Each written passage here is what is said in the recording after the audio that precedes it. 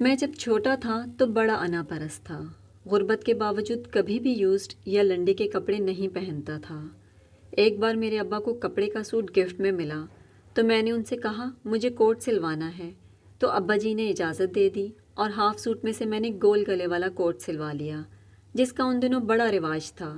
وہ کوٹ پہن کر میں چچا کے گھر گیا تو چچی اور کزنس نے فٹ سے پوچھا، او خیلے ایک کوٹ کتوں لے آئی؟ میں نے کہا سوایا ہے چاچی، لیکن وہ نہ مانے۔ میں نے قسمیں بھی کھائیں لیکن ان کو اعتبار نہ آیا، اور خالہ اور پھپھو کے گھر گیا تو وہاں بھی کچھ ایسا ہی ہوا۔ میں گھر آیا اور کوٹ اتار کر پھینک دیا اور رونے لگ گیا۔ حالات کچھ ایسے تھے کہ کوئی بھی ماننے کو تیار ہی نہیں تھا کہ خیلہ بھی نیا کوٹ سلوا سکتا ہے۔